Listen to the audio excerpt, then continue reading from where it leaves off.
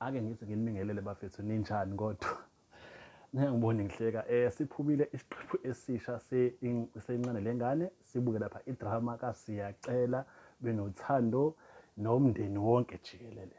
Hayi bafethu, ithi iqala ke indaba ngoba kwenzeka izinto ezintathu la, intathu izinto ezenzakalayo.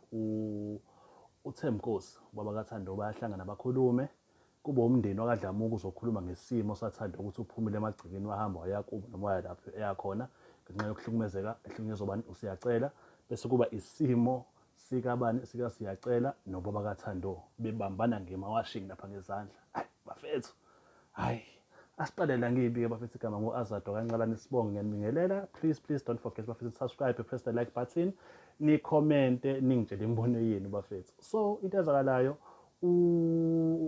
ubaba kaThando uyasho lana ukuthi ufuna ukubona uThando bahlangane ndawonye bakhulume.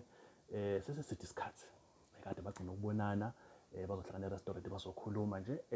Udaba-ke yini-ke lapho-ke bazokhulumela bayesibongo, ngoba uyasho ubaba kaThando ukuthi usanda kuthola maduzane nje indaba yokuthi isibongo lesasisebenzisayo uThabethe kahle kahle akusisona isibongo sakhe, ngoba uma ethi hambe uyobheka izinto kuvela isibongo sakaNdaba.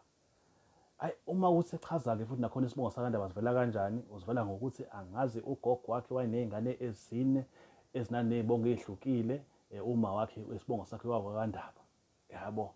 So ingakho-ke ewuNdaba uyayichaza-ke leyo nto, yabo. Ekuchazeni kwakhe yonke lento eyibongo uyachaza nanokuthi phela-ke undodakazi ngoba eGhana kuye esigcawini kuyobizwa ibongo, kusho ukuthi iy'bongo ezabizwa ngazona iy'bongo ezay'fanele.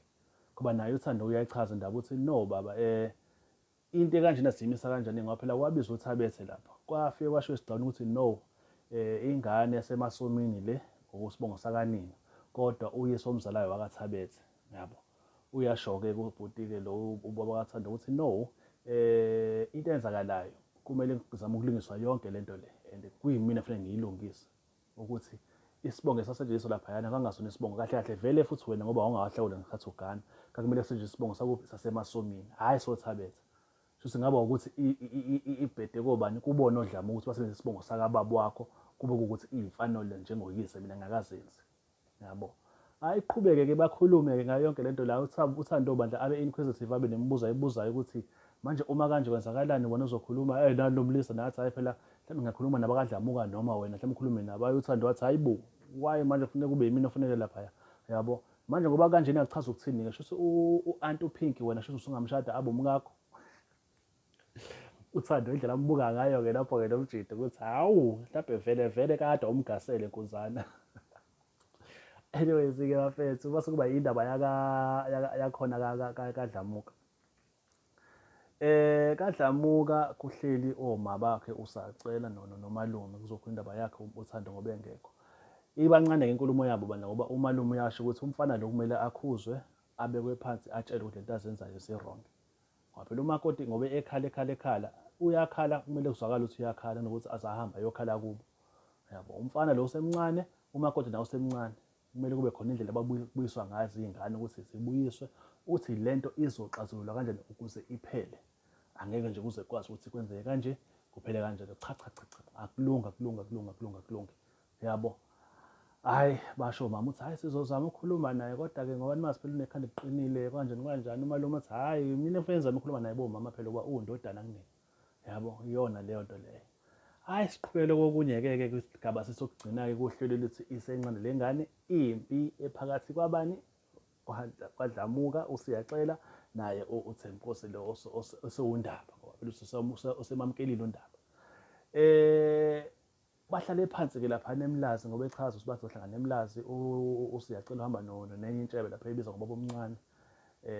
Ubaba kaThando mase yalusho udaba ukuthi uze ngani ngoba ukhothi khona imibuzo anayo ukuthi nginalo mbuzo okanje, nginombuzo okanje kanje ngesimo sikaThando noSiyacela singabe banjani emshadweni wabo, ngoba phela akayithandi izinto uSiyacela ayikhuluma kumkakhe nezinto ayikhuluma esidlangalaleni, ngoba izinto ayikhulumayo uSiyacela izinto ey'personally engamelanga ukuthi zikhulunywe emgwaqeni noma phambi kwabantu, yabo.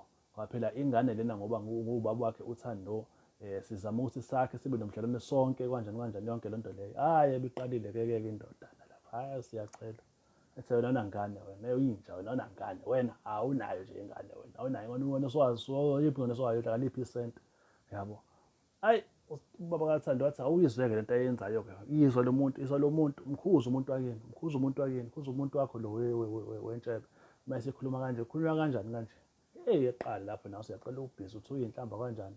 Nangu uSenkosi nawe usehlisa umoya, yabo, khona ukudla la uyade eyidlela, shuthi ungabe efika bezama ukuyixazulula phela le ndaba le, yabo, ukuthi kwenziwa kanjani makanje yonke le nto leyo. Hhayi, ekugcineni-ke emva kwalokho, hhayi angizange ngisabona kwenzakalani nami. Ngibona ubaba kaThando usephakamisa ipleti uliphonsa kulo mfana lona, kabanjwana-ke manje phuthu. Hhayi kodwa yena ubaba kaNtombazane ngimbonile ukuthi hhayi uthe umnika mbalo wamuthi 1-2 umfana omncane phela lo, yabo. Hhayi inkoxa lena ayibona idiyazela, kodwa sekusanjalo ngibona nawe ubaba kaThando usephansi. Hawu, angisazi useginqe phansi kwamatafula ngase kwenzakalani. Yazi isiphithiphithi uyakhala wabathanda ukuthi hhayi yenzeka yonke le nto ngoba le ntshebe le kade ivikela yena lo mlisa, ebekade ivikela yena, ayikho enye into ebekade yenza.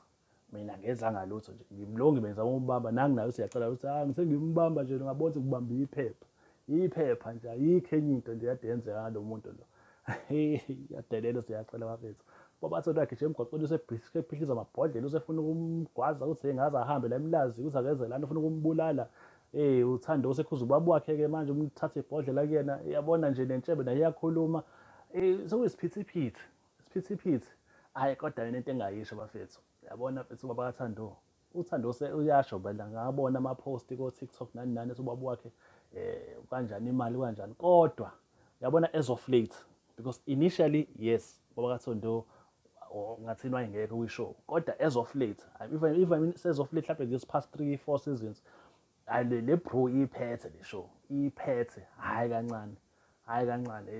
Yabona le nto yayo nje, ngoba phela uyayibona futhi isikelemi njalo, umuntu waselokishini akayena umuntu wasemakhaya, kodwa uyiphethe. No, hhayi angathi ngivale lapho bafethu. Sekwesibone ngesonto elizayo ukuthi-ke le mpi lena mhlawumbe khona enye imithi engizoqhamuka yini, kumele kubanjwane ngezandla. Bafethu ningakhohlwa ukusubscribe to my channel. Thank you so much for coming through.